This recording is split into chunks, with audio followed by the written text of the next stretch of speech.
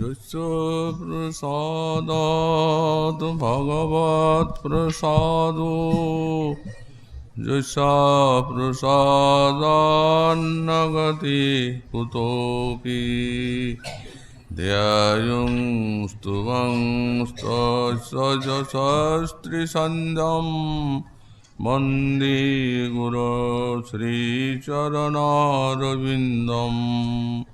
आजानुलम्बितभुजौ कनकावदातौ सङ्कीर्तनैकपितरौ कमलायताक्षौ विश्वाम्बरौ द्विजवरौ जुगधर्मपालौ वन्दे जगत्प्रियकरौ करुणावतारौ नमस्त्रिकालसत्याय जगन्नाथसुताय च सवृताय सपुत्राय सकलत्राय ते नमः बर्हापीडाभिरामं मृगमदतिलकं कुण्डलाक्रान्तगण्डां कञ्जाक्षं कम्बुकण्ठं स्मितसुभगमुखं स्वाधुरीर्नस्तुवीनुं श्यामं शान्तं त्रिभङ्गं रविकरवसनं भूषितं वैजयन्त्या वन्दे वृन्दावनस्थं युवतिशतवृतं ब्रह्मगोपालवेशम् तप्तकाञ्चन गौरङ्गी राधे वृन्दावनेश्वरी वृषभानुसुते देवी तं नमामि हरिप्रिये मूकं करोति वाचालं पङ्गुं लङ्घयति गिरिं यत्कृपातमहं वन्दे परमानन्दमाधवां वाञ्छाकल्पतरुभ्यश्च कृपासिन्धुभ्य एव च पतितानां पावनेभ्यो वैष्णवेभ्यो नमो नमः हरिभक्तिपराजित हरिनामपरायणा दुर्वृत्ता वा सुवृत्ता वा तेषां नित्यं नमो नमः नमो धर्माय महते नमो कृष्णाय वेधसे ब्राह्मणे नमस्कृत्य धर्मान् मोक्षे सनातनान्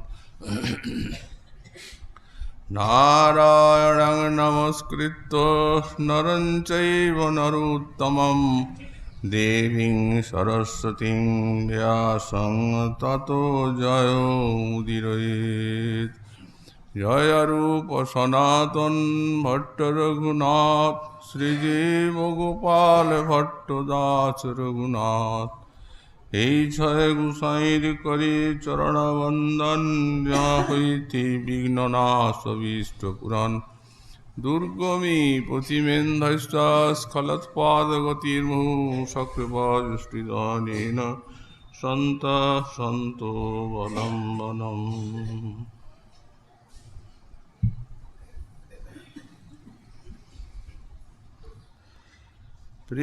प्रेमोल्लासैक सीमा परमरसो चमत्कार वैचित्र सीमा सौन्दर्यसैक सीमा किमपि नववयोरूपलावण्य सीमा लीला माधुर्य सीमा निजजन परमोदार्य वात्सल्य सीमा साराधा सख सीमा जयति रतिकला केली माधुर्य सीमा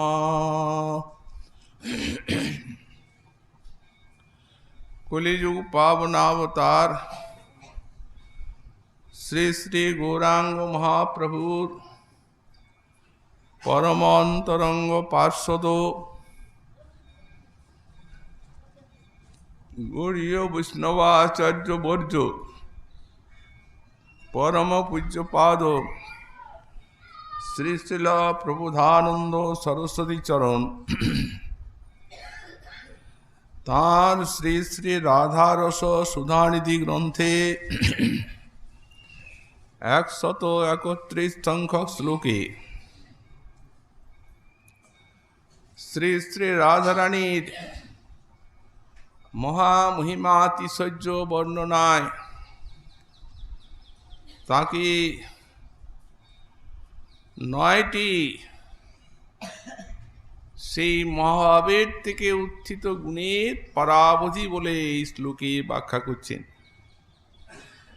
বলছেন প্রেমোল্লাসৈক সীমা, পরমরস চমৎকার বৈচিত্র্য সীমা, সৌন্দর্যসৈক সীমা, কিমপি নববয় রূপলাবণ্য সীমা। যিনি প্রেমোল্লাসের একমাত্র সীমা, পরমরস চমৎকার বৈচিত্র্যের সীমা, সৌন্দর্যেরও একমাত্র সীমা, কোন অনির্বচনীয় নবীন বয়স, রূপ, লাবণ্য ইত্যাদিরও সীমা, যিনি লীলা মাধুর্য সীমা, নিজজন পরমৌদার্য বাৎসল্য সীমা, যিনি লীলা মাধুর্যেরও সীমা,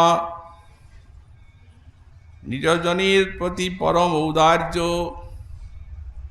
এবং বাৎসল্যেরও সীমা। সারাধা সখ্য সীমা, জয়তী রতিকলা কেলি মাধুর্য সীমা। যিনি রতিকলা কেলি মাধুর্য সীমা,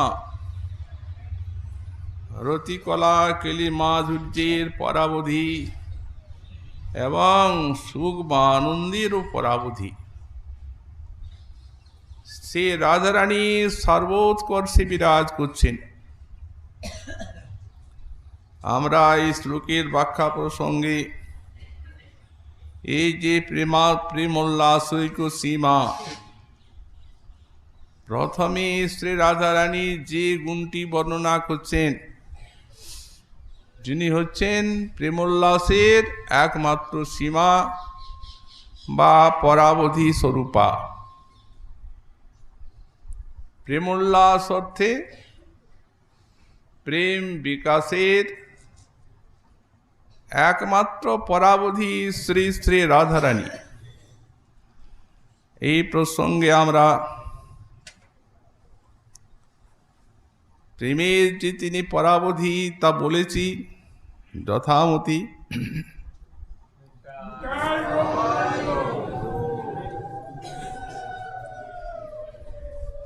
এবং প্রেম বিকাশের ঊর্ধ্বতন স্তরগুলি যে আছে, স্নেহ মান প্রণয়াদি, তন্মধ্যে ওই স্নেহের কথা আমরা আলোচনা করে আর গতকাল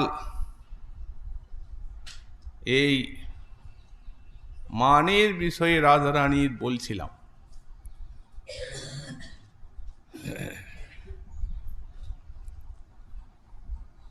এই মানটি আবার প্রেমের এক বিচিত্র গতি। শ্রীরূপ গোস্বামী পাদ বললেন, অহেরিব গতি প্রেমনা স্বভাব কুটিলা ভবেত, অত হেতর হেতঞ্চ জুনর মান উদঞ্চতি। প্রেমের গতি হচ্ছে সর্পিল।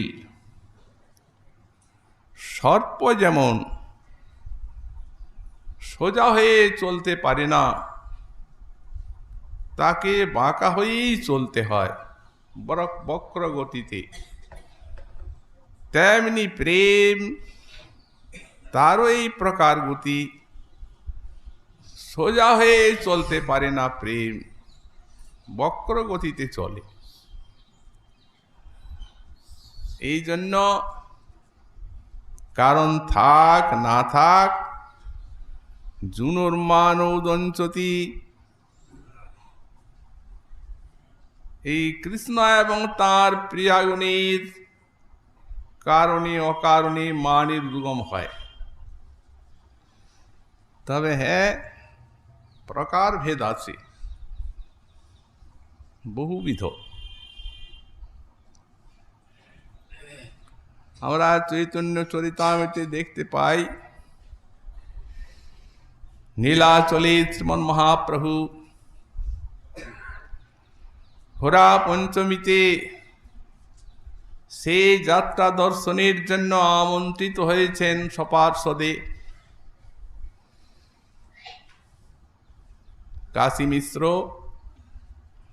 মহাপ্রভুকে সমাদর করে যথাস্থানে বসিয়েছেন পার্শ্বদগণ সঙ্গে। মহাপ্রভুর কিছু রসমাধুরী শ্রবণের বাসনা, তাই এই হোরা পঞ্চমী বা হেরা পঞ্চমীও বলা হয়। এই উৎসবটি হচ্ছে লক্ষ্মী দেবীর মান। শ্রী শ্রী জগন্নাথ দেব বৎসরে একবার নীলাচলের থেকে সুন্দরাচলে যান। তাই কমলা দেবী তিনি মান করেন, কারণ তাকে সঙ্গে নিয়ে যান না কেন, কেন উদাসীন? তখন সেই প্রসঙ্গটি তুলে শ্রীমন মহাপ্রভু স্বরূপকে বলছেন, স্বরূপ, সব বৎসরেই তো শ্রী জগন্নাথ দেব মন্দিরে রয়েছেন এই দ্বারকা বিহার, এখানে বৎসরান্তে যদি একবার তার বৃন্দাবন দর্শনের বাসনাই হলো, তাহলে যাবেন তো এই কমলা দেবীকে সঙ্গে নিয়ে যান না কেন? স্বরূপ বলছেন, প্রভু, বৃন্দাবন লীলায় লক্ষ্মীর নাহি অধিকার, সেখানে গোপীগণের অধিকার। গোপিকা ব্যতীত এই ব্রজলীলায় অন্য কোনো কান্তা শ্রীকৃষ্ণের মন হরণ করতে পারেন না। তো ঠিক আছে, এই কমলা দেবী মানিনী হচ্ছেন কেন? কারণ সব বৎসরটাই তো উনি মন্দিরে বাস করছেন। যদি বৎসরান্তে একবার যদি বৃন্দাবন দর্শনের বাসনাই হলো, সঙ্গে আছেন শ্রী বলদেব, সুভদ্রাও সঙ্গে আছেন, অতএব এতে তো জগন্নাথ দেবের কোনো দোষ দেখতে পাওয়া যায় না। তবে ক্রোধের কি প্রয়োজন? স্বরূপ বলছেন, প্রভু, প্রেমবতীর এই তো স্বভাব, কান্তের ঔদাস্য লেশে হয় ভ্রাম্য ভাব। এটি প্রেমবতীর স্বভাব। প্রভু, কোনো জায়গায় যদি প্রেমবতী কান্তের উদাসীনতা দেখেন তো ক্রোধ এসে যায়, তাই এর ক্রোধ। নিত্যাবসরে কমলা দেবী আসছেন, রত্ন খচিত স্বর্ণ তলায় আরোহণ করে আসছেন, সঙ্গে শত শত সব ভৃত্য দাস দাসী, সম্মুখে দেবদাসীগণ নৃত্য করে চলেছে। কমলার সব ভৃত্য সেবক এবং সব দাসী জগন্নাথের সেবককে বেঁধে নিয়ে আসছেন, প্রধান প্রধান সেবককে, আর কমলা দেবীর পায়ে প্রণাম করাচ্ছে, সেইখানে ফেলছেন। অচেতন রথকে তাড়না করছেন, মারছেন, যার চেতনা নাই। লক্ষ্মী সহ এই দাসীগণের প্রাগল্ভ দেখিয়া, এদের প্রাগল্ভটি দেখে মহাপ্রভু হাসে সব নিজ গুণ লইয়া সব সঙ্গে হাসছেন মহাপ্রভু। শ্রী স্বরূপ দামোদর মহাপ্রভুর মন বুঝে বলছেন, প্রভু দেখলেন তো এই মান, এই রকম মান, মানিনি ক্রোধ করবেন, বেশভূষা খুলে ফেলবেন, অলঙ্কার আদি ভূমিতে শয়ন করবেন, কাঁদবেন। আর ইনি দেখছেন তো কেমন ঐশ্বর্য প্রকাশ করে মণি রত্ন বেশ ভূষায় ভূষিত হয়ে, আর শত শত সব দাস দাসী এই যেন সৈন্য সাজিয়ে রণরঙ্গিনীর মতো আসছেন যুদ্ধ করতে। প্রভু এই মান, এ মান তো দেখা যায় না। প্রভুর মন বুঝি স্বরূপ দামোদর বলছেন, সত্য আমার মান আমরা শুনেছি, এর থেকে সরস আস্বাদ্য। কিন্তু প্রভু এই ব্রজের যে মান গোপীগণের, এ হচ্ছে যেন রসের নিদান, এ যেন রসের একবারে নিদান, গৃহের মতো অফুরন্ত এর রস। প্রভু কহে কহ ব্রজের মানের প্রকার, স্বরূপ কহে ব্রজের মান নদী শতধার, শত শত উৎসে ছুটতে থাকে এই মান। তারপরে শ্রী স্বরূপ দামোদর মানের প্রকার ভেদগুলি বললেন, যেগুলি আমরা কালকে আলোচনা করেছি। তার মধ্যে রাধারানী হচ্ছেন সর্বাতিশায়ী, মদিয়াতময় ভাব। এই ভাবটি কি চায়? মহাজন বলেন, প্রেমের বুকে সদাই অভিমান, প্রেম চায় 16 আনা প্রাণ। প্রেম চাইবে তুমি আমার হয়ে থাকবে সব সময়। বিশেষত মদীয় ভাববতী শ্রী শ্রী রাধারানী কুঞ্জে একদিন শ্রীকৃষ্ণকে তিরস্কার করছিলেন। বললেন, দেখো তুমি বহু বল্লভ আর লম্পট আর ভীষণ চঞ্চল, এক জায়গায় স্থির থাকবে না। গোপিকার কুঞ্জে কুঞ্জে ঘুরে বেড়াচ্ছ,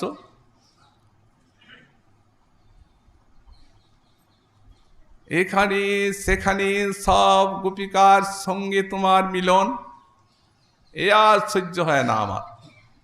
তোমার সঙ্গে ভালোবাসার শেষ। কৃষ্ণ বলছেন, তোমায় ছাড়া আমি আর বিশ্বে কিচ্ছু জানি না। রাধারানী বলছেন, মুখের কথা, কাজে নয়। তোমার মতো মিথ্যাবাদী জগতে আর দুটি নাই।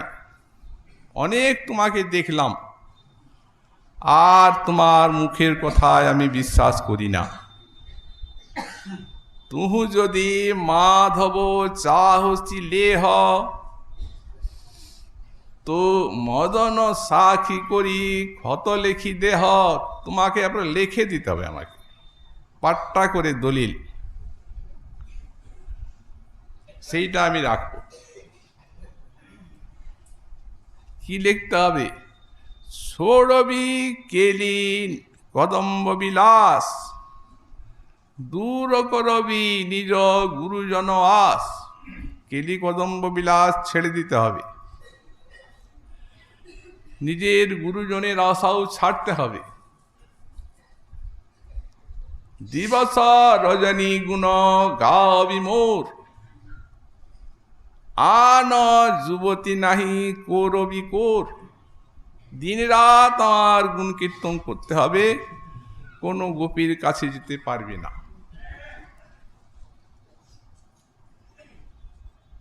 আরো কিছু আছে, মো বিনা স্বপনে না জানবিয়ান। আমাকেই স্বপ্নে দেখতে হবে, আর অন্য কিছু দেখতে হবে না। কৃষ্ণ বলছেন স্বপ্নটা তো কারো হাতে নয়, যদি অন্য স্বপ্ন দেখি কি করব? কেন দেখবে? যদি দিন রাত আমাকে গাঢ়ভাবে চিন্তা করো তাহলে তো আমারই স্বপ্ন দেখবে, কারণ গাঢ়ভাবে যা চিন্তা করা যায় স্বপ্নে তাই আসে। আমারই বচনে করবি জলপান, একটু জল খাবে আমার আদেশে। ওই ছন কবচ ধরবি জবহাত, তুমি এইরকম যদি আমাকে লিখে দাও কবচ, তবহি তোয়া সঙ্গে মরম কবাত। লিখলেন তো, লিখে দিলেন সেদিনের মতো, তোমার দাস হয়ে গেলাম, বৈরাগী হয়ে গেলাম, সব ছেড়ে দিয়ে পদ ছায় রাখো, তোমার ছাড়া আর বিশ্বে কিছু জানবো না। কিন্তু আপন স্বভাব ছাড়িতে না পারে চোরা, নিজের স্বভাব তো ছাড়তে পারে না, তথাপি ওই কুঞ্জে কুঞ্জে যাবে। বললে কি হয়, সেটি কাজে ফলিত হওয়া বড়ই কঠিন ব্যাপার। যাই হোক, মানিনী শ্রী শ্রী রাধা মদিয়তা ভাববতী শরণতলে বসে নায়ক। গতকাল তো 3 প্রকার মানের কথা আমরা বললাম। চরণতলে বসে মান প্রসাদন করছেন। চাহ মুখ তুলি রায়, চাহ মুখ তুলি, তোমার নয়ন নাচনে নাচে আমার হিয়ার পুতলি। রায় কত পরখসিয়ার, তুয়া আরাধন মোর বিদিত সংসার। সত্যি কথাই বলেছেন। এই প্রেমের আরাধনা সচ্চিদানন্দে স্বতঃসিদ্ধ স্বভাব। তিনি হচ্ছেন প্রেমের আরাধক। কি না বলে কি না করে ভক্তের কারণে, ভক্ত লাগি বালিবধে সুগ্রীবের স্থানে। জ্বলন্ত অনল প্রভু ভক্ত লাগি খায়, আর ভক্তের কিঙ্কর হয় আপন ইচ্ছায়, স্বেচ্ছায় ভক্তের দাস হয়ে আর এই প্রেমের আরাধনা করছেন। না হমাত্মা নমা শাসে মদভক্ত সাধু বিদ্বিনা, শ্রেয়ন চাট্টন্তি ব্রহ্মণ যে সাং গতিরহং পরা। দুর্বাসাকে বললেন, আমার প্রেমিক ভক্ত ছাড়া আমি আমাকেও চাই না, আমার সর্বিদ ঐশ্বর্যকেও চাই না। যাদের একমাত্র আমাতেই পরাগতি, অর্থাৎ প্রেমিকের আরাধনা ছাড়া তিনি নিজেকেও কামনা করেন না, আর তার এই স্বরূপানন্দকেও চান না, স্বরূপ শক্তানন্দকেও চান না, ভক্তানন্দকেই চান। সেই ভক্তির পরাকাষ্ঠা যেখানে রাধারানীতে, সেখানে তো আরাধনাটা চরম স্বতঃসিদ্ধ। তুয়া আরাধন মোর বিদিত সংসার।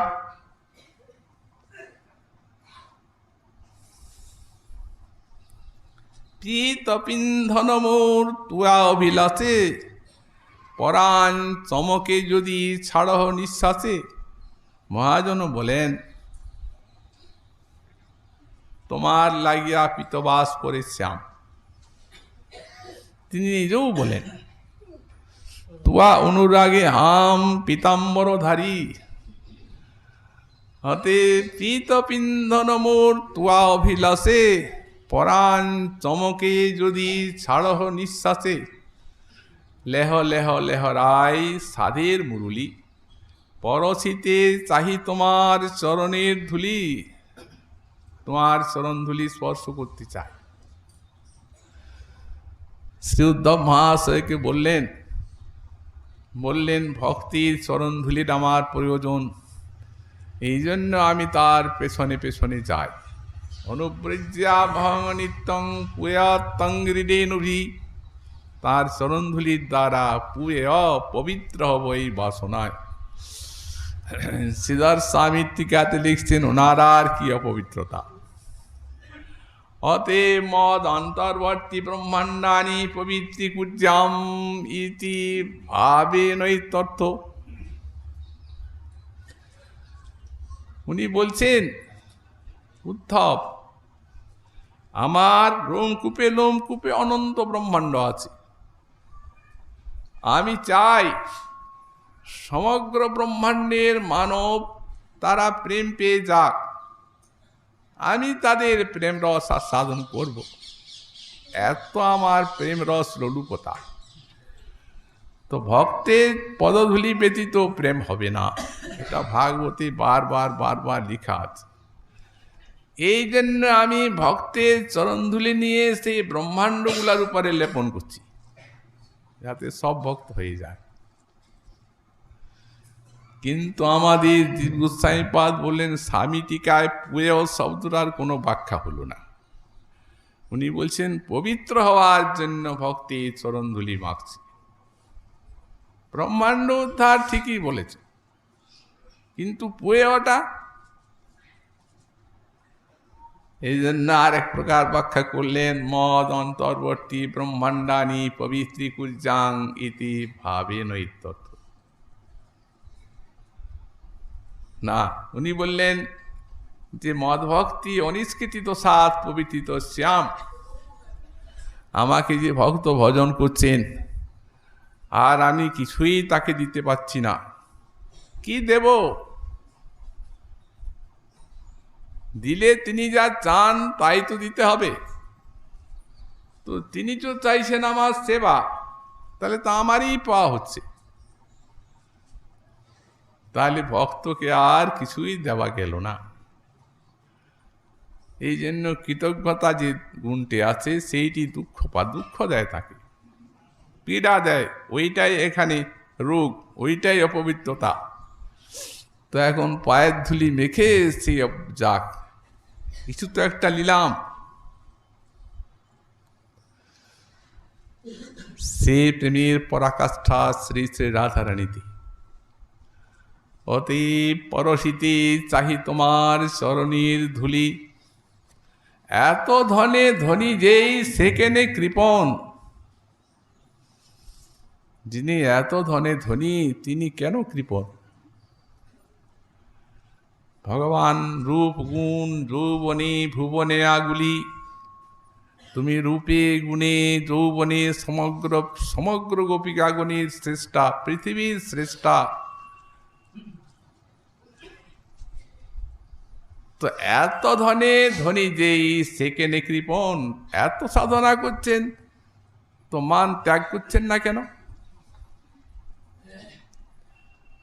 জ্ঞানদাস কহে কেবা বুঝিবে মরম, এর ভিতরে কিছু মর্ম আছে,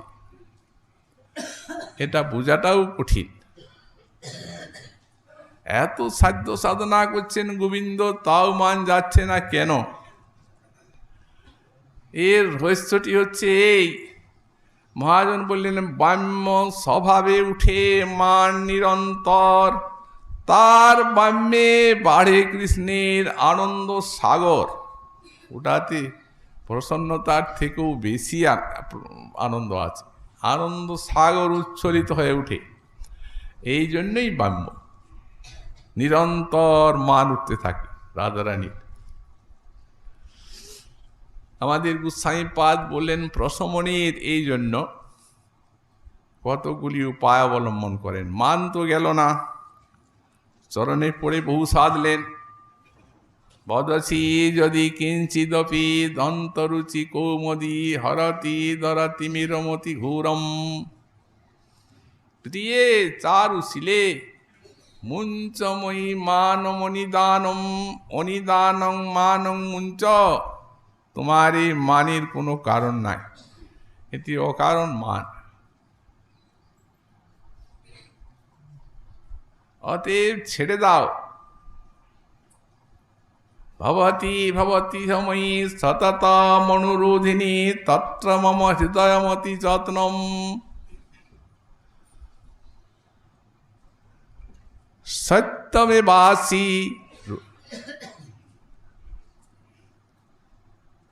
শ্রুদদে যদি কোপিনী দেহি খরনয়ন সরঘাতম হটয় ভুজবন্ধনম জনয় হৃদ খণ্ডনম যেন বা ভবতি সুখজাতম তমসি মম ভূষণম তমসি মম জীবনম তমসি মম ভবজলধি রত্নম ইত্যাদি করতে করতে শেষে দেহি পদা পল্লব উদাহরণ পর্যন্ত মান গেল না। এত করেও যখন যায় না, মহাজন বললেন 3 প্রকারের মান আছে। একটা হচ্ছে লঘু মন্দ, একটি হচ্ছে মধ্য, আর একটি হচ্ছে প্রবল। তো বললেন স্বল্প আয়াসে কৃষ্ণের যে মানটা যায় সেটি হচ্ছে লঘু, আর বহু আয়াসে যেটি যায় সেটি হচ্ছে মধ্য, আর যেটি আয়াস করলেও যায় না বরং একেবারে দুর্জয় হয়ে ওঠে সেটি হচ্ছে গরিষ্ঠ মান। রাধারানীর মদীয়তাময় ভাবে এই গরিষ্ঠ মানটি তাকে আনন্দ দেয়। এই জন্য কেন আনন্দ দেয়, কতগুলা উপায় অবলম্বন করেন, সেগুলা নিয়ে আবার বিচিত্র আস্বাদন আছে। শ্রী গোস্বামী পালন একটা সাম আছে, একটা ভেদ আছে, একটা দান আছে, একটা উপেক্ষা আছে, একটা নতি আছে, এটা আরো শান্তরাশ্রয় আছে। এক একটিতে অজস্র আস্বাদনের ধারা। সাম এটি কি? রাধারানীর চরণ সম্মুখে করজোড়ে কানতে কানতে বসেন আর বলতে থাকেন, হা রাধে, তুমি যে মান করেছ এটি সত্যি, সত্যই আমি অপরাধী, অনেক অপরাধ করেছি, কিন্তু তোমার করুণা ভিন্ন, তো এই অপরাধ দূরীভূত হওয়ার কোনো উপায় নাই, অতএব কৃপা করে আমার অপরাধ ক্ষমা করো, এবারের মতো করুণা করে মান ত্যাগ করো। এই প্রকার যখন প্রার্থনা করেন যায়, কোনো সময় আবার নাও যায়। যখন গেল না তখন তিনি আর একটা উপায় অবলম্বন করেন, একটার পর একটা। স্বামীর পরে আছে একটা ভেদ।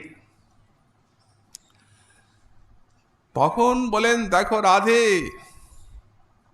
আমারই এটা অন্যায় হয়েছে, এই যে সব লক্ষ লক্ষ ব্রজবালা তারা যে আমার পথপানে চেয়ে থাকে, সকলকে ত্যাগ করে বা উপেক্ষা করে, আর তোমার জন্য আমি এত সাধ্য সাধনা করছি, তথাপি তোমার মান যাচ্ছে না।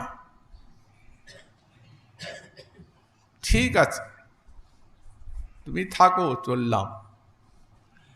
বলেন এই প্রকারে ভেদ ক্রিয়াতেও কোনো সময় যায়। সখীগণও সহায় করেন, বলেন কি করছো তুমি? দিবস তিলবাধ রাখবি যৌবন, বহই দিবস সব যাব, ভালো মন্দ দুই সঙ্গে চলি যাব, পরোপকার সে লাভ, সুন্দরী হরিবধে তুহু ভেলি ভাগী, তুমি কি ওকে বধ করবে? রাত দিবস সই আনো নাই জানই, কাল ও বিরহ তুয়া লাগি, তারাও তিরস্কার করতে থাকেন। তাতে হয়তো মান যায়, আবার নাও যায়। যখন গেল না তখন আর একটা উপায় অবলম্বন করেন, সেটি হচ্ছে নতি।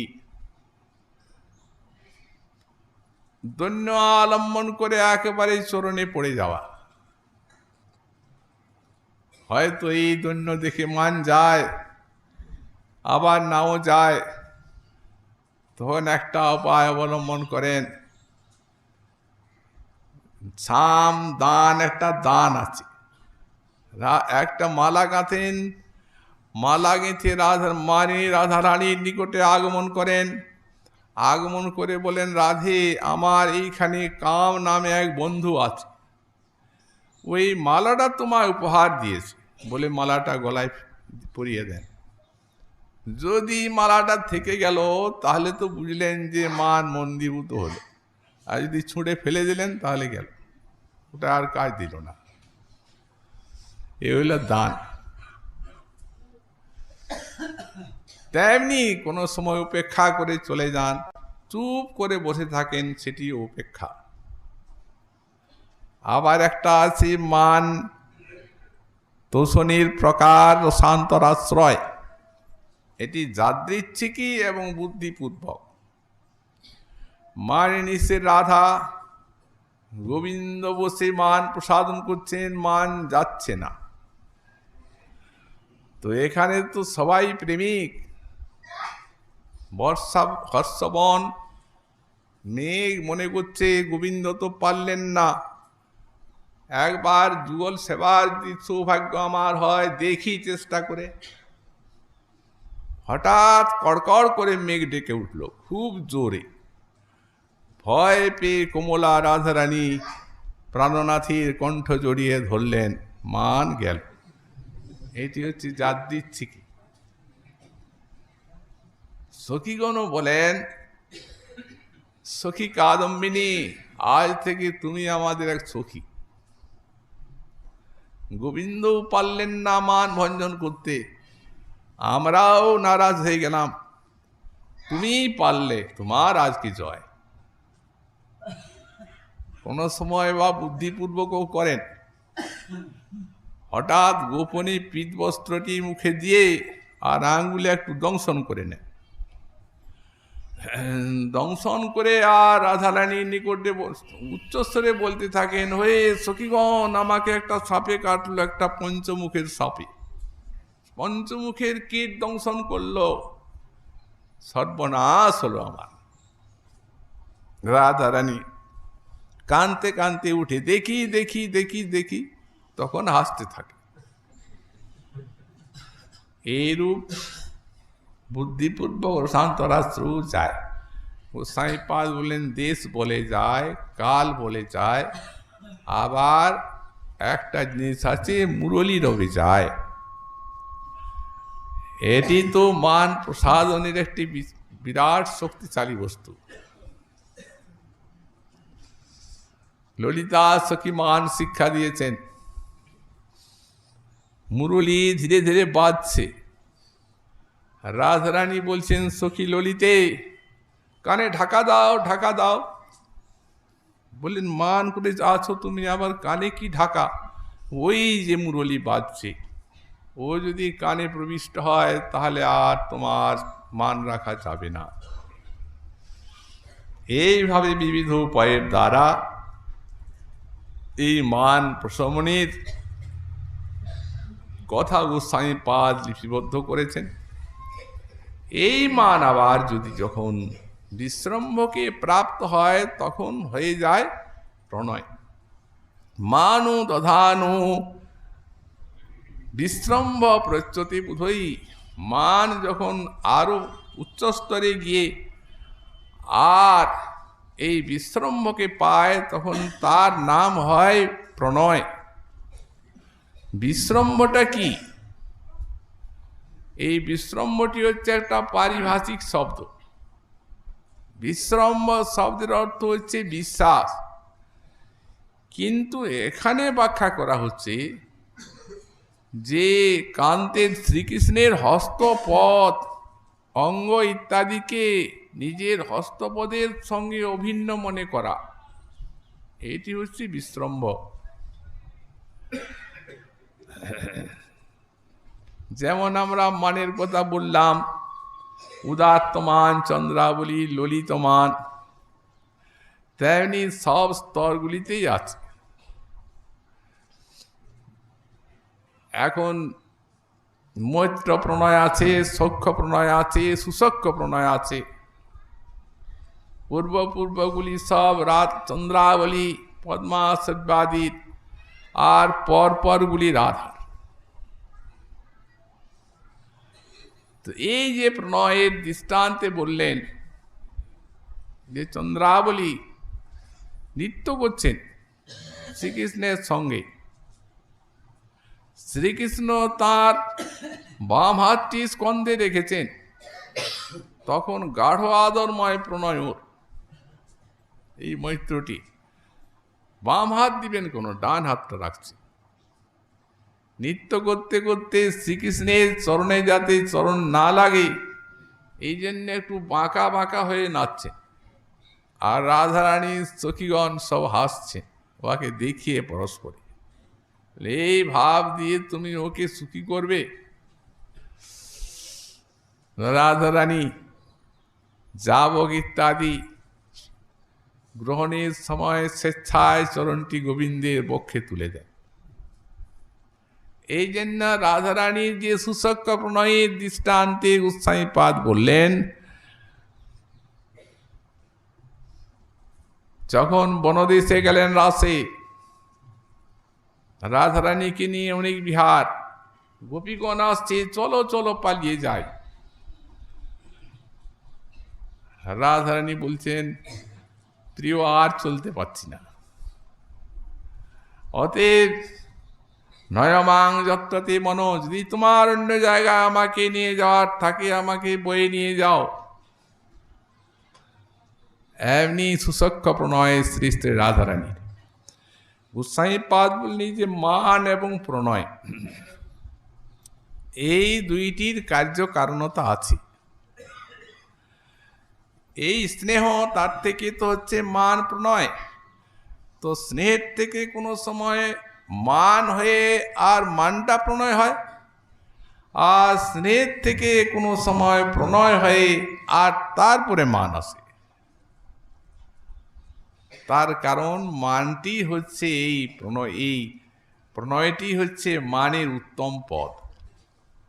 এই জন্য একটা শ্লোক দিয়েছেন, স্নেহং বিনা ভয়ং ন স্যাৎ, আর ঈর্ষা চ প্রণয়ং বিনা তস্মাৎ মান প্রকারয়ম দয় প্রেম প্রকাশক। রাধারানীর আছে স্নেহ, গোবিন্দের আছে রাধারানীর প্রতি স্নেহ, আর রাধারানীর আছে গোবিন্দের প্রতি প্রণয়। তো মানটা যে হয়েছে এই স্নেহং বিনা ভয়ং ন স্যাৎ, মানিনী হয়েছেন রাধারানী, তখন গোবিন্দের ভয়, তো তার স্নেহ আছে বলেই ভয়। আর রাধারানী মানিনী হয়েছেন ঈর্ষামান, অতএব তার ঈর্ষা আছে বলেই এই মানটি হয়েছে। এই জন্য প্রণয় ছাড়া ঈর্ষা হয় না। তাই মান এবং প্রণয় এই দুইটিরই যে কার্যকারণতা এইটি দেখানো হলো। মানের উত্তম পদই হচ্ছে প্রণয়। তারপরে স্তরটি এতেও রাধারানী চরণ পরাবধি, সব প্রেম বিকাশের স্তরগুলি। তারপরে হচ্ছে রাগ। এর লক্ষণ করছেন, দুঃখমাপ্যধিকং চিত্তে সুখত্বে নৈব বজ্রতে যতস্তু প্রণয়োৎকর্ষাৎ স্বরাগ ইতি কীর্ততে। প্রণয়ের উৎকর্ষ বশত দুঃখকেও যদি, প্রাণান্ত দুঃখকেও সুখ বলে মনে হয়, তখন তাকে বলা হয় রাগ। দুঃখটি সুখ রূপে অনুভব হচ্ছে। একটি এখানে দৃষ্টান্ত দিচ্ছেন গোস্বামীপাদ। তারাভিসারক চতুর্থ নিশা শশাঙ্কং কামাম্বুদি পরিবর্ধন তুব্যদেবম অর্ঘং নম ভবতু মে সহতেন জুনা মিথ্যাপপাদ পচসাপি বিমান সিদ্ধি। এই যে ভাদ্র মাসের শুক্লা চতুর্থী, দেখতে একে চাঁদটিকে নষ্টচন্দ্র বলা হয়। তো নষ্টচন্দ্র কেন বলা হয়? যেহেতু কলঙ্ক দেয়, এই জন্য ওই চাঁদকে কেউ দেখেন না, কোনো নরনারী, বিশেষ করে নারীগণ দেখেন না, তার কোন কলঙ্ক জীবনে আসে। তো এক ব্রজবালা করেছেন কি, উনি পুজো নিয়েছেন, সেই চাঁদের পূজার উপহার নিয়েছেন। পূজার উপহার নিয়ে সেই চাঁদের দিকে তাকাচ্ছে। কি বলছেন? তারাভিসারক চতুর্নিশা শশাঙ্কং, হে চতুর্থী শশাঙ্ক, তুমি তারাগণের অভিসারক, তারাপতি। শুনেছি কামাম্বুরাশি পরিবর্ধন দেবতুভ্যম, হে দেব, তুমি কামাম্বুরাশি পরিবর্ধন। চন্দ্রের উদয় হলে সমুদ্র উচ্ছ্বলিত হয়, তো তুমি নাগ নায়িকার ওই কামরূপ সিন্ধুকে উচ্ছ্বলিত করো, উদ্দীপন হয় পরস্পরে। অর্ঘ্যং নম ভব, তুমি অর্ঘ্য নাও, তোমাকে অর্ঘ্য দিচ্ছি। চাঁদ যেন বলছে, আরে ব্রজবালা পাগলিনী, আমার দিকে কেউ তাকায় না, আমার গুণ কীর্তন করছো তুমি, তুমি জানো না আমি কে? আমাকে লোকে নষ্ট চন্দ্র বলে, অতএব কেউ আমার দিকে ভয়ে তাকায় না, বিশেষত রমণীগণ। আর তুমি পূজা উপহার দিচ্ছ। বললেন, আজ তোমাকেই আমার দরকার। কারণ বললেন, যেহেতু সেই শ্রীকৃষ্ণকে ভালোবেসেছি, কিন্তু তাকে আমি কোনোদিন জীবনে পাব না। আমি বুঝলাম যে তিনি আমার পরম দুর্লভের থেকেও দুর্লভ। সুতরাং তুমি যদি কৃপা করো, তাহলে আমার যদি জীবনে কলঙ্ক আসে, লোকে যদি আমাকে কৃষ্ণ কলঙ্কিনী এটা বলে, তো আমার সেই তার সঙ্গে মিলনের যে একটা অভিমান, ওটা সিদ্ধ হয়ে যাবে।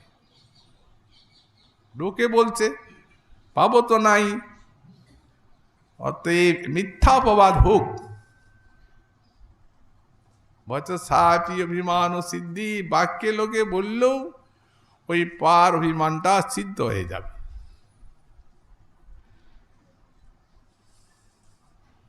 এই রাগটিও বিবিধ প্রকার আছে। নীলি রাগ আছে, শ্যামা রাগ আছে, নীলিমা রাগ আছে, রক্তিমা রাগ আছে। আর শ্রী শ্রী রাধারানী চরমে উঠে একবারে মাঞ্জিষ্ঠ রাগ। ওই রাগ আর কোনো কালে যাবে না, এমনি অদ্ভুত রাগ। তো ওই যে লক্ষণটি করলেন, দুঃখমপ্যদিগং চিত্তে সুখত্ব নৈব ব্যাজ্যতে, এই জন্য রাজরানীর মাঞ্জিষ্ঠ রাগে যে দৃষ্টান্ত দিচ্ছেন গোস্বামী পাদ। এখন পূর্ণমাসী দেবী প্রেম পরীক্ষার্থিনী, রাজারানীর নিকটে বলছেন, দেখো রাধে, পূর্বরাগের ভূমি, তুমি যে শ্রীকৃষ্ণকে চাও, কিন্তু শ্রীকৃষ্ণ জগৎ দুর্লভ, এটি কি তুমি জানো না? যেহেতু তুমি এক সাধারণ গোয়ালিনী, তুমি তাকে পাওয়ার জন্য এত বৃথা, এত অভিমান বা অন্তরে আশা পোষণ করছো কেন? হতে আমি বলছি, তুমি তার পাওয়ার আশাটা ছেড়ে দাও। অন্তরে তার প্রতি যে রাগ পোষণ করেছো, সে রাগটা ছেড়ে দাও। রাধারানী কি বলছেন? পূর্ণমাসী দেবীর বাক্য অলঙ্ঘ এই ব্রজে, তিনি যোগীন্দ্রাণী। তো বলছেন, দেবী, আপনার বাক্য তো কেউ লঙ্ঘন করতে পারে না, অতএব আমি এই লঙ্ঘন করব কি করে?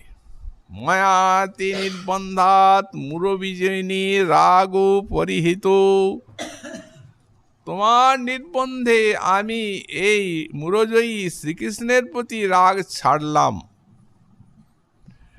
এই যে মায়া তে নির্বন্ধাত, তে নির্বন্ধাত শব্দটি আছে, ব্যাখ্যাকার বলছেন এটা, এই রাগটি কৃষ্ণের প্রতি এটি অতি দুষ্টৈর্য, এই জন্য তে নির্বন্ধাত, তুমি যখন বললে তখন ছাড়ব, কিন্তু একটি জিনিসের বিনিময়ে ছাড়ব। স্নিগ্ধে মই পরমাশিস্ততি মিমাম, তুমি আমার প্রতি স্নিগ্ধা, আমি জানি, কৃপা করো আমাকে, এই জন্য তুমি একটা আশীর্বাদ দাও, একটি আশীর্বাদের বিনিময়ে ছাড়ব। পূর্ণমাসী দেবী বলছেন, একটা আশীর্বাদ কেন, শত শত আশীর্বাদ। তুমি চিরাও হয়ে বেঁচে থাকো, সতী সোহাগিনী হয়ে এই জগতে এই ব্রজে বিবিধ যশে যশস্বিনী হয়ে তুমি থাকো, রূপে গুণে অতুলনীয় হয়ে। রাজারানী বলছেন, এত লম্বা আশীর্বাদ আর আমি এখন চাই না। আমি যে আমার মনের মতো আশীর্বাদ তোমার কাছে প্রার্থনা করি, বলো সেটি কি। রাজারানী প্রার্থনা করছেন, আমি যেন এখনই মরে যাই।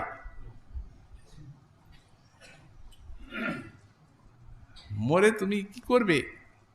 মরলে কৃষ্ণ পাবে? বললেন, পাবো। এখন এই দেহটা ত্যাগ করে যেন আমি একটা ভ্রমরী হয়ে যাই, ভ্রমরী হয়ে জন্মাই। কারণ আমি দেখতে পেয়েছি, যখন গোবিন্দ গোচারণ করে গৃহে ফিরে আসেন, তখন ওই গলদেশে বনমালা দোলে, এবং সেই বনমালার সৌরভে আকৃষ্ট হয় ভ্রমরকুল। কারণ মুখামদুদ গার গ্রহিলহি যত দৈব, মুখের যে আমোদ, কথা বলেন সখাগণ সঙ্গে, অতএব মুখের সেই যে মনোহর গন্ধ, সেই গন্ধে বনমালাটা সুবাসিত থাকে। ভ্রমরীগুলি ঝঙ্কার করতে থাকে সেই গন্ধে। অতএব সেই সঙ্গে আমিও যে তার সেই মুখামোদের যে গন্ধ, সেই গন্ধটি ভ্রমরী হয়ে আস্বাদন করব। অর্থাৎ মৃত্যুকে বরণ করবেন, ভ্রমরী হয়ে জন্মাবেন এই রাজারানীর দেহ থেকে, তথাপি তাতে রাগ ছাড়বেন না। কারণ ওই যে বললেন, ভ্রমরী হয়ে জন্মাবো, মুখামোদ গার গ্রহিলহি মতি যদ্দৈব, এই আশীর্বাদ দাও। তো সুতরাং এই দিয়েছেন মাঞ্জিষ্ঠ রাগের দৃষ্টান্ত। শ্রী রাধারানীর যেহেতু এই রাগটিও সর্বাপেক্ষা চরমী, পরাবধি প্রাপ্ত, তারপরে এই রাগটি আবার অনুরাগ হয়ে যায়, সেটি হচ্ছে নবনবতাকে প্রাপ্ত হয়ে। তার রাগ যখন ক্ষণে ক্ষণে নূতন হয়, এবং গোবিন্দের যে রূপগুণ লীলা, সেগুলিকেও ক্ষণে ক্ষণে নবনব রূপে অনুভব করায় এই রাগ, তখন তার নাম হয় অনুরাগ। এই যে অনুরাগ স্তর, মহাভাব স্তর, এতেও শ্রী শ্রী রাধারানী পরাকাষ্ঠা প্রাপ্তা। গোস্বামীপাদ দৃষ্টান্তের দ্বারা তাঁর শ্রী উজ্জ্বলে সবই পরিস্ফুট করেছেন এবং দেখিয়েছেন পূর্বগুলি সমস্ত ললিত চন্দ্রাবলী পদ্মাসর্বাতে, আর পরগুলি সমস্তই রাধাতে। যতগুলি পরে পরে বর্ণনা করেছেন উৎকর্ষ। সুতরাং এই যে অনুরাগ মহাভাব, আমরা শ্রীমন মহাপ্রভুর কৃপা হলে আগামীকাল আবার আমরা আস্বাদন করব। আজকে আমাদের ভাগবতী কথার এখানেই বিশ্রাম।